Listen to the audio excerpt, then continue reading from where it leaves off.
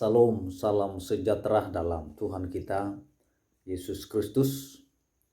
Dalam kesempatan ini saya akan berbicara kepada kita sekalian mengenai dari biasa menjadi berkuasa.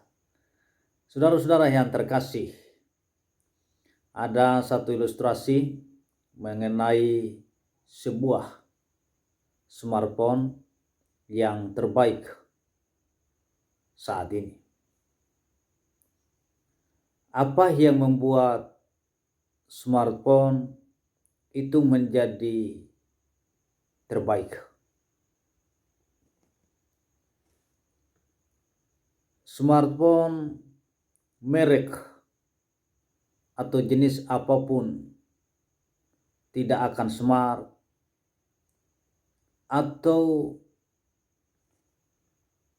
bahkan terasa sama saja jika tidak ada koneksi dengan internet. Koneksi dengan internet memampukan smartphone menjadi smartphone. Koneksi dengan internet mengaktifkan kecanggihan atau kemampuan HP itu secara maksimal. Contohnya seperti HP bisa menjadi televisi atau nonton video. HP juga bisa menjadi CCTV, bisa memantau kamera yang ada di rumah. HP juga bisa dipakai untuk video call.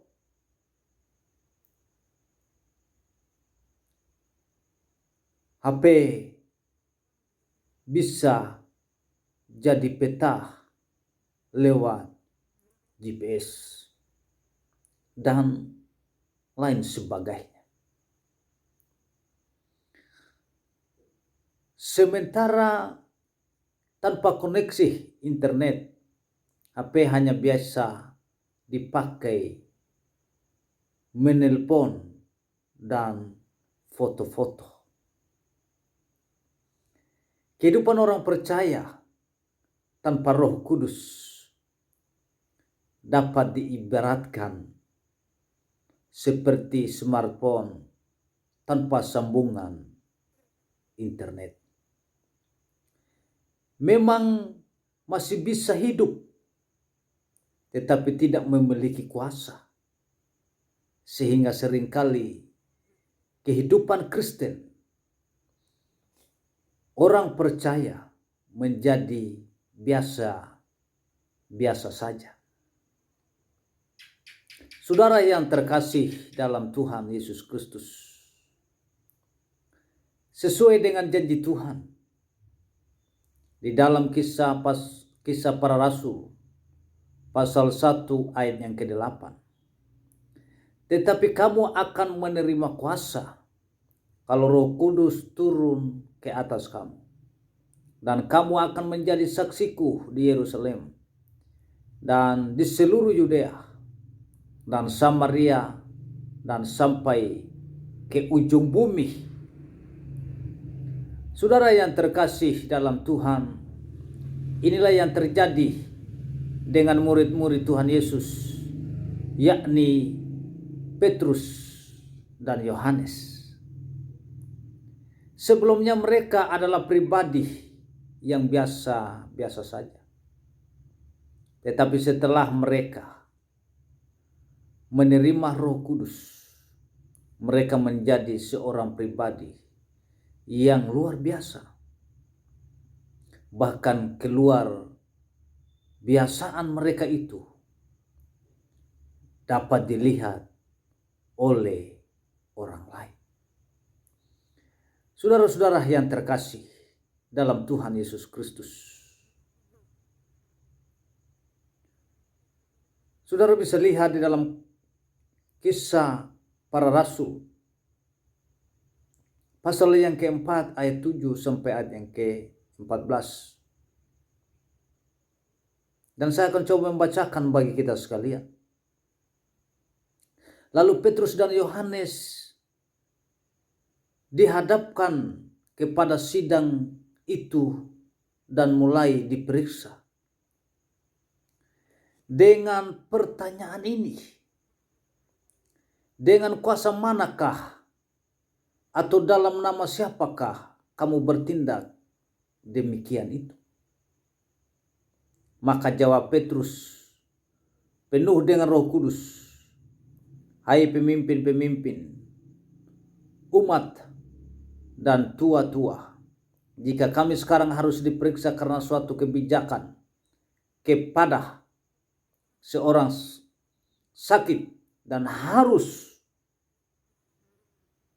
menerangkan dengan kuasa manakah orang itu disembuhkan, dan seterusnya. Saudara-saudara yang terkasih di dalam Tuhan Yesus Kristus, apa yang Roh Kudus berikan kepada kedua orang ini? Yang pertama, keberanian untuk bersaksi. Itu yang Roh Kudus berikan kepada mereka. Keberanian untuk bersaksi. Dalam ayat yang ke-7 sampai ayat yang ke-8.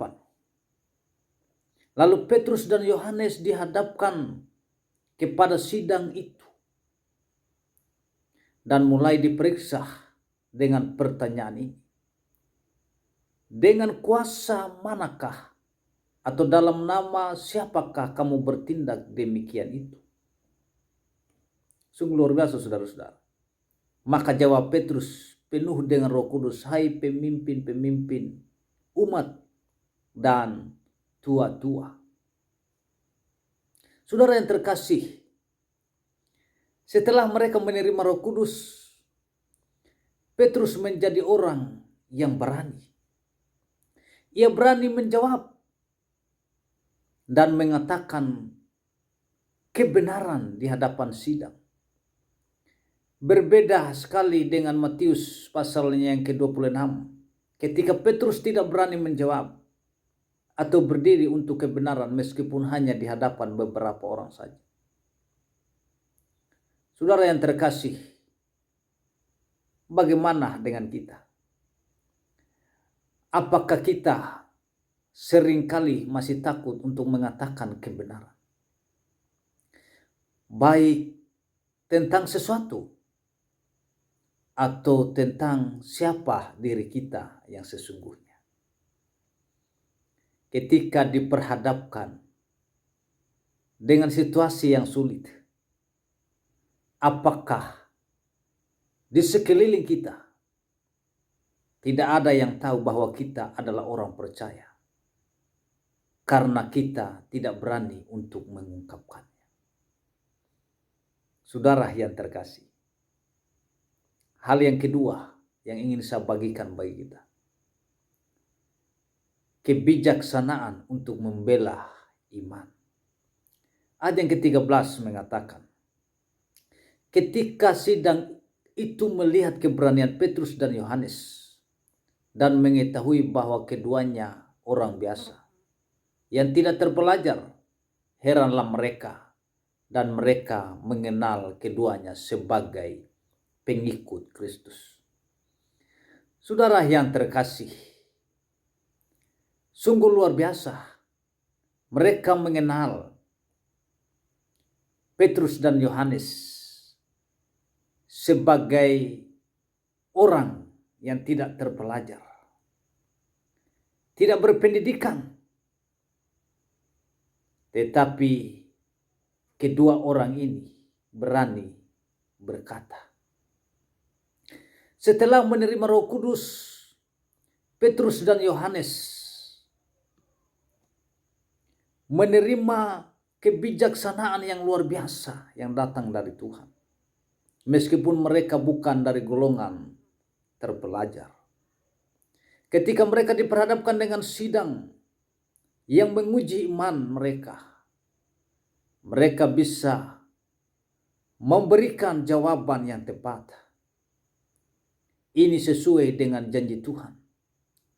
Di dalam Lukas pasal yang ke-12 ayat 1 sampai ayat yang ke-12. Saudara yang terkasih, bagaimana dengan kita? Apakah kita suka takut dan tidak percaya bahwa Roh Kudus dapat memampukan kita untuk memberi jawaban yang tepat?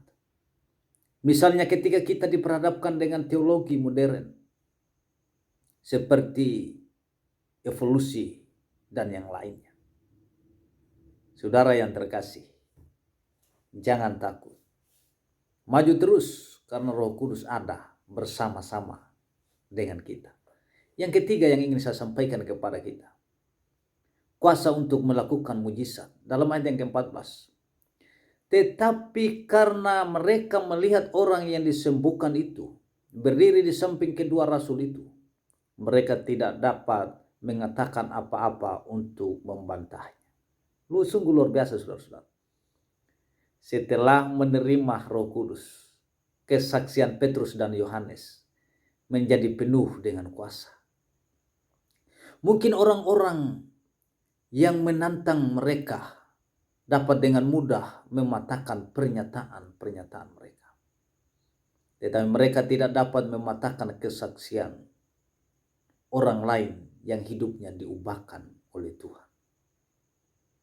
Luar biasa, saudara-saudara. Matius pasal yang ke-16 ayat yang ke-17 mengatakan bahwa tanda-tanda ajaib akan menyertai orang-orang percaya atau orang percaya. Tanda-tanda mujizat ini bukan hanya terjadi di zaman para rasul, tetapi juga masih terjadi saat ini di tengah-tengah kita sekalian. Apakah pelayanan dan kesaksian kita sudah disertai dengan mujizat dan tanda-tanda ajaib? Ataukah kita masih ragu bahwa kita telah diberikan kuasa untuk mendemonstrasikan kuasa Tuhan untuk kemuliaan namanya? Saudara yang terkasih, hidup erat dengan Roh Kudus membawa dampak yang luar biasa dan mengubahkan. Bukan hanya mengubahkan hidup kita, namun juga sekeliling kita, dimanapun kita berada. Apakah selama ini kita hidup seperti smartphone tanpa koneksi dengan internet?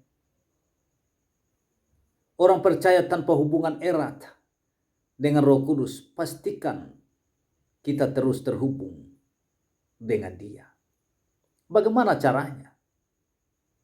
Hiduplah dalam kebenaran firman Tuhan. Pujian, penyembahan, dan doa perlu kita naikkan kepadanya.